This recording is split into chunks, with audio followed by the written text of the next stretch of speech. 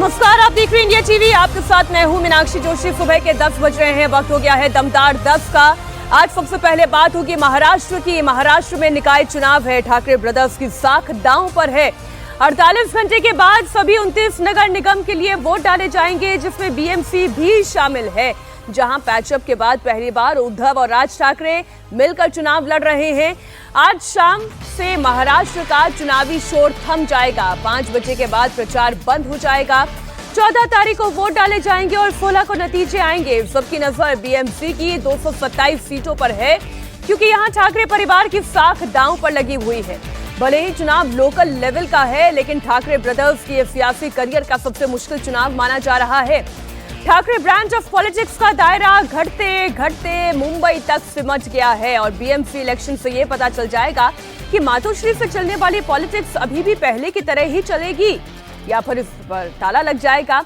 तो कुल 29 नगर निगम हैं, 227 सीट हैं। बीएमसी सबसे ज्यादा इंपॉर्टेंट है। 15 तारीख को वोटिंग है, तो 16 तारीख अगले ही दिन नतीजे आने जा रहे हैं। दो मेहमान वरिष्ठ पत्रकार हमारे साथ स्टूडियो में मौजूद हैं। अवधेश कुमार जी, स्वागत है आपका। अजीत द्विवेदी जी, आपका भी बहुत स्वागत। ठाकरे का क्या होने वाला है, हम करेंगे इस पर चर्चा, लेकिन जरा वहां पे जो बयानबाजियां हो रही हैं, जो वहां पर रैलियां हो रही हैं, जिस तरीके से छीटाकशी हो रही है, वो भी जरा आप जान ले। पिछले 25 साल में बीजेपी पूरे महाराष्ट्र में फैल गई, लेकिन बीएमसी के किले में ठाकरे खानदान के वर्चस्व को बीजेपी अभी तक तोड़ नहीं पाई है। ठाकरे ब्रदर्स को भी पता है कि इस बार करो या मरो का मामला है। ऐसे में इस चुनाव में जो भाई पूरा जोर लगा रहे हैं, राज ठाकरे और उद्धव ठाकरे, इस चुनाव को मराठी वर्सेस गैर मराठी बना रहे हैं। आप सुने बयान, फिर करेंगे चर्चा। पण हिंदी सक्तीचा जो विषय होता तो फक्त तुम्हाला चाचपडून बघण्याचा होता। तुम्ही जागे हिंदी भाषा की सख्ती का जो मुद्दा था वो केवल आपको चेक करने के लिए था। आप जाग रहे हैं या नहीं, मराठी लोग मुंबई और महाराष्ट्र में जीवित हैं या नहीं, ये सिर्फ आपको चेक करने के लिए था। 2024 विधानसभा के बाद पता नहीं इस सरकार को क्या हुआ, जो मन में आया वो करना शुरू कर दिया। मुझे आप लोगों को बताना है कि उत्तर प्रदेश और बिहार के लोग पहले इस बात को ठीक तरीके से समझ लें कि हिंदी उनकी भाषा भी नहीं है। उत्तर प्रदेश की भाषा अवधी है, बिहार की भाषा भोजपुरी और मैथिली है। हमारी दुश्मनी किसी भाषा से नहीं, लेकिन अगर हिंदी ला दी जाएगी तो आपको लात से मारेंगे। माझा कुठच्या भाषेवर राग नाही, परंतु तुम्ही आमच्यावरती लादणार असाल तर लाथच मारू। सुरुवात कोणी केली, महापौर कोण होणार, त्यांनी सुरुवात केली आणि आम्ही म्हणतो मराठी महापौर होणार, ते म्हणतात हिंदू महापौर होणार। मग देवेंद्र फडणवीस हिंदू आहेत की नाही हा पहिला माझा त्यांना प्रश्न आहे। जरा तपासून बघा, काही तपासायचं असेल तर। नाही म्हणजे डोकं वगैरे काय बर्थ सर्टिफिकेट वगैरे असं मी म्हणतोय। आम्ही अस्सल मराठी। आप सोचिए, उद्धव ठाकरे ये तक कह रहे हैं कि वो हिंदू हैं भी या नहीं है, पहले इसकी जांच हो जाए। ये उद्धव ठाकरे को क्यों कहना पड़ रहा है? अब देखिए, उद्धव और राज ठाकरे दोनों पर पलटवार किया किसने? महाराष्ट्र सरकार के मंत्री नितेश राणे ने कहा कि भाषा के नाम पर ठाकरे बंधु हिंदुओं को मराठी और गैर मराठी को बांटने की कोशिश कर रहे हैं। सभी मराठी बोलने चाहिए। यहाँ बैठे हुए इमारत में हरे रंग के कितने लोग मराठी बोलते हैं, आप मेरे को बताइए। अगर हमारे हिंदू भाई मराठी बोल सकते हैं तो वो भी मराठी बोलना चाहिए ना। फिर मदरसा में भी मराठी सिखाना चाहिए, फिर उर्दू क्यों चाहिए? ये मराठी के नाम पे आप हिंदू भाइयों को, हिंदू समाज को उनको बांटना है। हिंदुओं के बीच में फूट डाल के इनका जो अब्बा पाकिस्तान में बैठा है ना, उसको इन लोग को खुश करना है। तो अब देखिए, मुंबई का किंग कौन होगा, सारा सवाल इसी पर अटका हुआ है। तो अजीत जी, ये बताएं कि ठाकरे ब्रदर्स का क्या होगा? देखिए, अभी तक सचमुच ठाकरे ब्रदर्स का जो मुंबई का किला है वो बचा हुआ है। पिछले विधानसभा चुनाव में भी जो 20 सीटें जीती हैं उद्धव ठाकरे ने, उसमें से 10 सीटें मुंबई रीजन में ही हैं, जहां टोटल 36 सीटें हैं। तो उनकी आधी ताकत वहीं की है। पूरे अलायंस में होने के बावजूद उनको आधी ताकत वहीं है। और इसके पहले जो आखिरी चुनाव हुआ था 2017 का, उसमें 84 सीटें जीते थे। 2 सीट से वो सबसे बड़ी पार्टी थे बीजेपी के ऊपर। और वो राज ठाकरे उसमें एकदम डेसिमेट हो गए थे, खत्म होकर 7 सीटों पर आ गए थे, जबकि उसके पहले 2012 में राज ठाकरे की भी एक ताकत थी वहाँ मुंबई में नगर निगम में। अब ये दोनों मिल करके चुनाव लड़ रहे हैं, तो उसका मकसद यही है कि जो ये सबसे पहले ये प्रमाणित करना है कि असली शिवसेना कौन है। अगर इस समय ये लोग नगर निगम का चुनाव हार जाते हैं, बीएमसी का चुनाव हार जाते हैं अगर ठाकरे ब्रदर्स, तो जो असली शिवसेना होने का जो सर्टिफिकेट दिया हुआ है अभी तक चुनाव आयोग ने या स्पीकर ने एकनाथ शिंदे को, उस पर महाराष्ट्र की जनता की भी मुहर लग जाएगी, मुंबई की जनता की भी मुहर लग जाएगी। अभी तक मुंबई की जनता की मुहर नहीं है जी कि असली शिवसेना एकनाथ शिंदे है। ये असली उसकी लड़ाई है कि ये लोग बचते हैं, असली शिवसेना उद्धव ठाकरे या ठाकरे परिवार की रहती है या वो विरासत चली जाती है एकनाथ शिंदे के पास। असली लड़ाई इसकी है। अगर बच गई तो फिर पार्टी बचेगी, क्योंकि शिवसेना की ताकत बीएमसी ही है, उसके पार्षद ही है। सी वोटर का सर्वे तो यही कह रहा है कि क्या महाराष्ट्र में ठाकरे ब्रांड का जलवा कायम है, ये पूछा गया तो बताया 72% लोगों ने कि हाँ जलवा है। एक साथ आने से क्या कामयाब होंगे, 61% लोग ये कहते हैं कि हाँ इससे बेहतर होगा। तो ये सी वोटर का सर्वे भी हम आपके सामने रख रहे हैं। अब ये जो उत्तराधिकारी की लड़ाई है, उस उत्तराधिकारी की लड़ाई में उद्धव ठाकरे के साथ अभी भी सी वोटर का सर्वे कहता है 41% लोग हैं। देखिए, जो अजीत जी ने बताया कि 84 पार्षद उनके थे, उनमें से कितने इस समय उनके साथ हैं? बड़ी संख्या में लोग एकनाथ शिंदे की पार्टी में उसमें से जा चुके हैं। और तो ये इस समय क्या है कि अस्तित्व की लड़ाई हो गई हुई है। विधानसभा में भी मुंबई में वो 10 सीटें आई थी, लेकिन मुंबई की ताकत उनकी घट गई।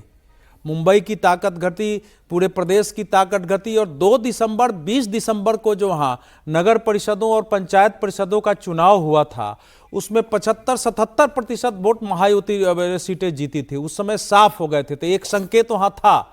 उसके बाद भी इन लोग लगा है कि भैया अगर हम इकट्ठे होकर नहीं लड़े तो हम खत्म हो जाएंगे। लेकिन जो इशू उठा रहे हैं वो इशू 60 के दशक का इशू है कि मुंबई जो है गुजरातियों के हाथ में चला जाएगा।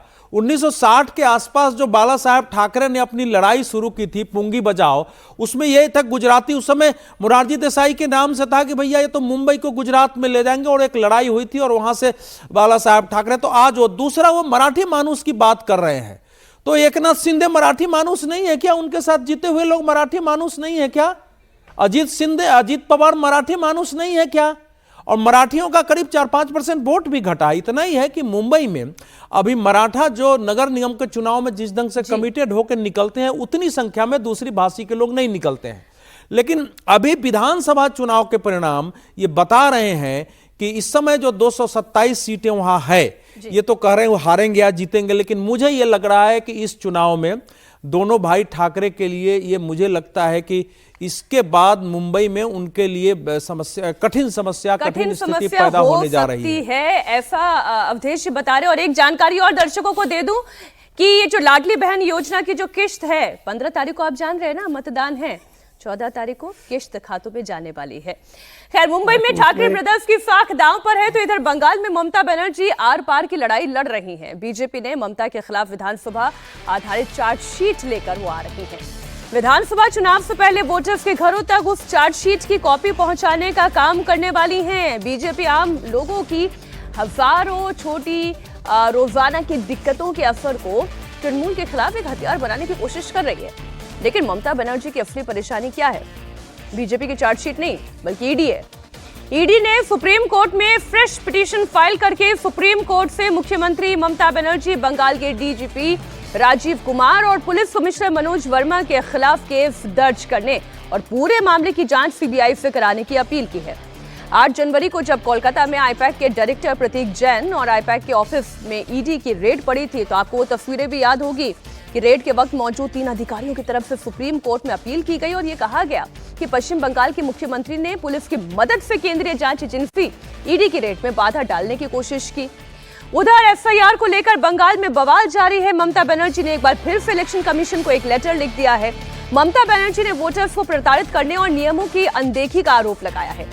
लेटर में यह भी लिखा गया है कि मतदाता अपनी पात्रता के सभी आवश्यक दस्तावेज जमा कर रहे हैं, लेकिन कई मामले में जमा किए गए दस्तावेजों की कोई सही रसीद नहीं दी जा रही है। बाद में इन दस्तावेजों को नहीं मिला या रिकॉर्ड में नहीं है, ऐसा बताया जा रहा है और फिर अपने आप ही उनके वोट जो हैं वो कट रहे हैं। तो क्या ममता बनर्जी के वोटर कट रहे हैं? क्या 2026 में ममता बनर्जी जिद्दी हो गई हैं? देखिए इसमें अब तीन बातें कहीं जो खबर है उसमें तीन बातें हैं। एक तो क्या कि आप ग्राउंड लेवल की रोजमर्रा की समस्याएं लेकर के भारतीय जनता पार्टी चुनाव में जाए, तो ये एक बड़ा इशू है, ये असली इशू है, चुनाव इसी पर होना चाहिए। देखिए 50 साल से बंगाल में ऐसी सरकार बन रही है जो एंटी सेंट्रल गवर्नमेंट होती है। हमेशा वहां जो सरकार रहती है उसकी विरोधी सरकार केंद्र में रही है, पिछले ये 50 साल की हिस्ट्री है। बीच में ये रही कि मतलब लेफ्ट ने सपोर्ट किया यूपीए सरकार को, या कभी ममता बनर्जी ने सपोर्ट किया, इनके साथ रही यूपीए के साथ, वो थोड़े थोड़े समय का है, लेकिन वो एंटी सेंट्रल गवर्नमेंट ही वहां सरकार रही है। तो समस्याएं वहां लोगों की बढ़ती गई हैं, रोजमर्रा की समस्याएं। एक तो डेमोग्राफिक स्ट्रक्चर जो चेंज हुआ है, और रोजगार कम हो गए, उद्योग बंद हुए, ये सारी समस्याएं हैं। अगर आप इस पर चुनाव लड़ने जाते हैं तो एक बड़ा इशू है, बहुत अच्छा इशू है, जिस पर चुनाव लड़ा जाना चाहिए। अब दूसरी बात जो ईडी की रेड वाली है, अब इसमें दोनों पक्ष हैं। अब ममता बनर्जी लड़ने भिड़ने वाली हैं, तो वो लड़ गई, इतना बड़ा इशू हो गया। नहीं तो आप देखिए इस तरह से ईडी की रेड झारखंड में 24 के चुनाव के ठीक पहले ईडी की रेड हुई, मुख्यमंत्री अरेस्ट किए गए। महाराष्ट्र में ईडी की रेड हुई चुनाव से ठीक पहले, दिल्ली में ईडी की रेड हुई चुनाव से ठीक पहले, मुख्यमंत्री अरेस्ट किए गए। तो ये हर जगह होता है। बाकी मुख्यमंत्री ममता बनर्जी की तरह नहीं हुए कि सड़क पर उतर के लड़ें और अपनी पुलिस को उतार दें और सीधा पंगेबाजी, वो चूंकि उनका राजनीतिक प्रशिक्षण टकराव की राजनीति वाला रहा है। अब इस मामले को किस लॉजिकल कंक्लूजन तक ले जाया जा रहा है मीनाक्षी, असली सवाल ये है कि अगर ये होता कि भाई उन्होंने सरकारी काम में बाधा डाली, सबूत छीने, उन्होंने सबूत नष्ट करने के आरोप है, तो ये तो बड़ा ग्रेव वो धाराएं इसमें लग सकती हैं।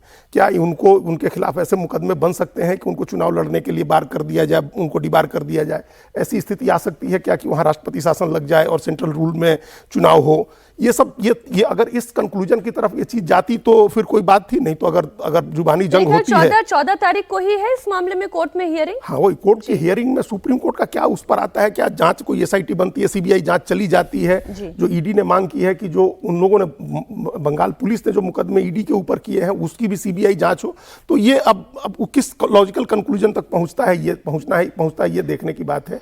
और जहां तक एसआईआर की बात है, तो वो लगातार, ये चौथी चिट्ठी थी ममता बनर्जी की, और वो लगातार कुछ न कुछ कमी निकाल रही हैं, और वो कमियां काफी हद तक ऑब्जेक्टिव हैं, जिस पर चुनाव आयोग को ध्यान देना चाहिए। अच्छा, यहाँ पे तो ममता दीदी की टेंशन एसआईआर की है, लेकिन लखनऊ की केजीएमयू में टेंशन धर्मांतरण को लेकर है।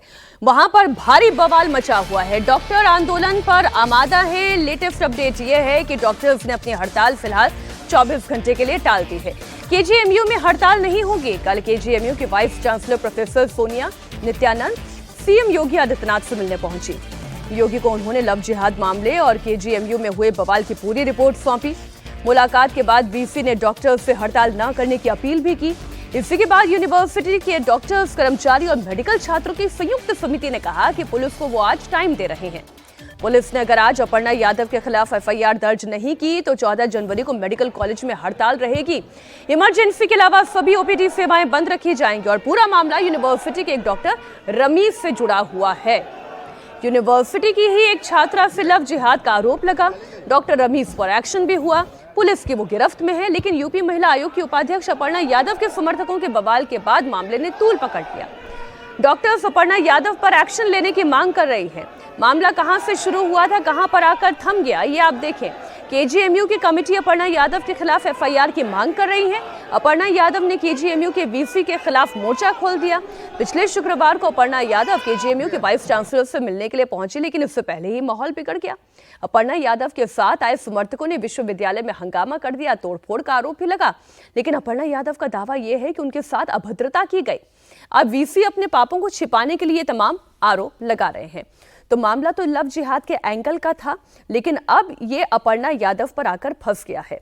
इस पर अवधेश जी देखिए, ये तो अभी तक वीसी का त्याग पत्र होना चाहिए था। आखिर वो जो रमीज है उसने पहले एक डॉक्टर के साथ ऐसे ही किया है और वो प्रमाण आ गए हैं उसका। वो तो गर्भवती भी हो गई, वो दूसरी जगह चली गई है, एक दूसरी लड़की के साथ है हुआ और इसने शिकायत करने की कोशिश की। तो वहाँ रेजिडेंट डॉक्टर, डिपार्टमेंट में पैथोलॉजी डिपार्टमेंट, सब ने इसी पर दबाव डाला दबाने के लिए। अगर एक अस्पताल में केजीएमयू में हो रहा था तो उसके लिए वीसी या बाकी थोड़ा भी रिस्पॉन्सिबल है कि नहीं है? अपर्णा यादव को क्यों जाना पड़ा? जब वहां आने लगे कि इस तरह के और भी मामले हो सकते हैं, तो महिला आयोग के उपाध्यक्ष के नाते एक महिला के उत्पीड़न पर वहां जाना, जानने की कोशिश करना, अगर उसकी कोशिश में बाधा डाली गई तो पॉलिटिकल वर्कर है वो आंदोलन करेंगे। अब उसमें कितना उनको करना चाहिए, नहीं करना चाहिए, इस विषय पर केवल विवाद हो सकता है। लेकिन अब तो सरकार ने स्पेशल टास्क फोर्स गठित कर दिया है, स्पेशल टास्क फोर्स, लेकिन अरेस्ट कितने दिनों बाद हुआ है, वो कहां भागा हुआ था, उसको बचाने की किन किन लोगों ने कोशिश की है, ये सारे विषय इसमें है। डॉक्टरों का गुस्सा केवल इतने से है कि अपर्णा यादव के लोगों ने आकर के वहां जो नारे लगाए, थोड़ी अभद्रता की, थोड़ी तोड़फोड़ करने की कोशिश की, वो केजीयू के कल्चर में नहीं है। तो क्या केजीयू के कल्चर में ये था? ये सारे सवाल उभरते हैं कि आखिर केजीयू में इस तरह की घटना एक रेजिडेंट डॉक्टर कर रही है। अब पता चल रहा है कि बहुत सारे लोगों को इसकी जानकारी थी, लेकिन किसी ने मामले को दबाते रहे हैं। तो इसलिए आप हड़ताल कर रहे हैं, तो आपको भी सोचना चाहिए कि हमको क्या करना चाहिए। अब तो मामला उभरेगा, लेकिन उत्तर प्रदेश में आप देखो कि समय समय पर उत्तर प्रदेश में योगी आदित्यनाथ जी की सरकार है, समय समय पर इस प्रकार के लव जिहाद के, धर्मांतरण के ऐसे ऐसे मामले हैं जिससे डर पैदा होता है। आप छांगुड़ का एक तंत्र देखो, एक कंप्लीट उसने कॉर्पोरेट कंपनी बना रखी थी धर्मांतरण की, जिसके लिए फाइनेंसर की व्यवस्था है, जिसके लिए चार्टर अकाउंटेंट है, प्रशासन है, रोड है, उसकी ट्रांसपोर्टिंग है, उसके पासपोर्ट बनाने वाले हैं, वकील हैं। ऐसे ऐसे मामले आते हैं, कॉलेज में हो रहा है, लखनऊ के कॉलेज में। तो अगर योगी आदित्यनाथ जी की सरकार में है तो और सरकारों की क्या स्थिति होती। लेकिन दो लाइन में सुनो, पश्चिम बंगाल पर भी बोलूंगा। आप कल्पना करो अगर उस केस में क्या होगा, ईडी का वो अलग बात है, लेकिन ईडी को सामान्यतः कानून के तहत वो सरकारी पैसे को निकालने की कोशिश करती है जो हवाला से गए हैं। अगर वहां जाकर के कोई मुख्यमंत्री, तो जाहिर है कि उस पैसे को लूटने की कोशिश है आपकी, और अगर उसकी गिरफ्तारी होती तो एक प्रकार से अपहरण कहलाता हुआ। तो ये केवल सरकारी काम में दाखिला नहीं है, ये बिल्कुल सरकारी खजाने के पैसे को जो वापस लाने की कोशिश है, उसको बचाने की एक प्रकार से लूट और डकैती थी। उसकी अपहरण की कोशिश वहां हुई थी, अगर वो कार्रवाई करता, उसके साथ मारपीट होती, उसकी अरेस्टिंग हो जाती। तो ये तो सुप्रीम कोर्ट जो भी करे, लेकिन केंद्र सरकार को जो मुख्यमंत्री खुलेआम कर रही है कि गृह मंत्री हमारे कृपा से निकलते हैं होटल में, इससे लॉ एंड ऑर्डर का क्या प्रॉब्लम हो सकता है बड़ा। तो केंद्र सरकार को भी एक्शन लेने का समय है, इस आधार पर कि इनकी लोकप्रियता बढ़ जाएगी। हम 356 355 यूज करते हैं, वो मायने नहीं रखता है। ममता बनर्जी यहाँ से डरेंगी या और एग्रेसिव हो जाएंगी? उन्होंने अपने कार्यकर्ताओं को संदेश दे दिया कि तुम जैसे करते थे रीगिंग वैसे करो, हम एक कंपनी के साथ खड़े हैं, सबके साथ खड़े हैं, ये उनको संदेश देना था, और उन्होंने संदेश दे दिया अपने लोगों को चुनाव में, और उसी के लिए वो सामने चीजें देखो। मैं मोबाइल लेके आई हूं। संदेश शायद राहुल गांधी जी भी देने वाले हैं। राहुल गांधी जी, ऐसा सुनने में आ रहा है कि राम मंदिर जाने वाले हैं। जी हाँ, बड़ी खबर आपको दे रहे हैं। लोकसभा में नेता प्रतिपक्ष राहुल गांधी बहुत जल्द अयोध्या जाकर राम मंदिर का दर्शन करने वाले हैं। ये जानकारी उत्तर प्रदेश की बाराबंकी सीट से सांसद तनुज पुनिया ने दी है। पीएम मोदी समेत बीजेपी के कई जो और राजनीतिक दलों के बड़े नेता हैं, वो राम मंदिर दर्शन कर चुके हैं, लेकिन राहुल गांधी राम मंदिर नहीं जाने वाले हैं या नहीं जाते हैं, क्यों नहीं जाते हैं, ऐसे तमाम सवाल लगातार उठते रहे हैं। अब कांग्रेस सांसद के जरिए ये जानकारी सामने आई है कि राहुल गांधी जल्द ही राम मंदिर में दर्शन के लिए जा सकते हैं। देखिए, राहुल जी ने स्पष्ट किया था कि जब तक पूरा मंदिर नहीं बन जाता, और साथ ही साथ चारों शंकराचार्यों ने भी ये स्पष्ट किया था कि जब शिखर और ध्वज की पूजा हो जाएगी तब जाएगी। तो जल्द ही जो है राहुल जी भी राम मंदिर जाएंगे, क्योंकि अब मेरे ख्याल से ध्वज कंप्लीट हो गया है। तो वो तो स्पष्ट था, जब अधूरे मंदिर में कोई पूजा करने नहीं जाता। यूपी में राम के नाम पर ही ये सियासत है। चंदौली से समाजवादी पार्टी के सांसद वीरेंद्र सिंह ने भगवान राम को लेकर एक अजीबोगरीब बयान दिया। वीरेंद्र सिंह ने कहा कि श्री राम समाजवादी थे। उन्होंने वनवास के दौरान राजा महाराजा से मदद लेने की बजाय पिछड़े दबे कुचलों से यानी कि पीडीए समाज से मदद ली। वीरेंद्र सिंह ने कहा कि जो राजा राम वनवास गए वे पीडीए के साथ थे, जबकि वनवास से वापस आने वाले राजा राम बीजेपी के साथ थे। अगर वो राजा राम रहते तो राजाओं की मदद लेते, क्योंकि उनके जनक जी उनके ससुर थे, उनके पिता राजा दशरथ चक्रवर्ती राजा थे, तो उन्होंने राजाओं का, बड़े आदमियों का वो जो है कि सहयोग नहीं लिया, वो वनवासियों का समर्थन लिया। वो विचारों से समाजवादी थे, वो भिलनी के बेर खाना पसंद किए, झोपड़ी में रहना पसंद किए, हमारे निषाद समाज से समर्थन लिए, गुहा से, और उसको मित्र बनाया।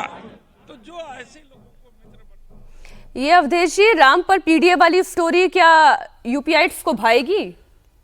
नहीं, देखिए, अगर इस खबर में थोड़ी भी सच्चाई है तो इसका अर्थ है कि राहुल गांधी जी ने जो कहा था कि हमने राम मंदिर आंदोलन को पराजित कर दिया है, वहाँ से भारतीय जनता पार्टी के पराजय के बाद उनको अफसोस व्यक्त करना चाहिए।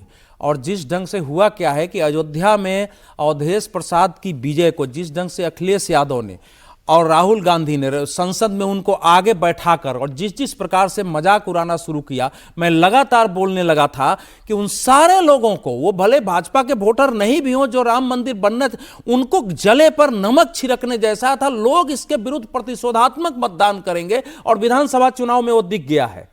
तो अब अगर वो जाते हैं तो उसका क्या मायने होगा अलग बात है, लेकिन अभी मुझे स्पष्ट नहीं है। हालांकि चारों शंकराचार्य ने कभी ये नहीं कहा था कि उस मंदिर में नहीं हो जाते, एक शंकराचार्य जी ने विरोध किया था। राहुल गांधी जी राम जी कर ले, उससे ज्यादा मुझे आपत्ति है ये जो पीडीए के साथ पीडीए का वही कह रहा हूं कि ये तो चाहते हैं कि ये तो कह रहे हैं कि हम तो राम के राजा, वो तो भाजपाइयों ने जो भाजपाई जो लोग थे वो उनको बहका दिया, उन्होंने सीता को अलग कर दिया, ये भी बोला है उन्होंने। तो ये जो पूरा बयान दे रहे हैं कि राम को वनवास में ही रहना चाहिए था। देखो, पीडीए के बारे में यही तो बता रहा हूं ना कि यही भारत है जिनको समझने की जरूरत है कि रामचंद्र जी अगर शेबरी के बैर खा सकते हैं और भील बंदरों को इकट्ठा करके और एक महाशक्ति को पराजित कर सकते हैं, तो वो उससे सीखने की आवश्यकता है। और जहां तक पिछड़े की बात है, पिछले दिनों भी एक बयान आया था यादव वंश के लेकर, तो मैं स्पष्ट करना चाहता हूं कि हमारे देश में पिछड़े और दलित जैसे शब्द अंग्रेजों के दिए हुए हैं, थे नहीं। जो यादव वंश है, लास्ट सुन लो, यादव जो है यदु या याति वंश से आते हैं, और इबुन जो दिल्ली से देवगिरी राजधानी ले जाई गई थी, जिसको दौलताबाद कहते हैं, मध्यकाल में भी यादव वंशीय राज थे, अनेक यादव वंशीय राज थे। हमारे यहां निषाद राजा होते थे, हमारे यहां कुर्मियों के राजा होते थे, सब राजवंश थे यहां इस देश में। इसलिए ये पीडीए जो ये लोग कर रहे हैं, इनको पता नहीं है कि हमारे यहां 3 प्रकार की जीवन शैली, नगर, ग्राम और वन जीवन शैली थी। और शिक्षा कहां मिलती थी? राजा कहां शिक्षा लेने जाते थे? वनों में जाते थे। सर देखिए, ये इतिहास अगर उन्हें पता है भी तो वो बताएंगे नहीं, पता है, यही जानने की बताएंगे नहीं, क्योंकि वोट वंश भी तो है और चुनाव जो है वो वोट वंश से चलता है।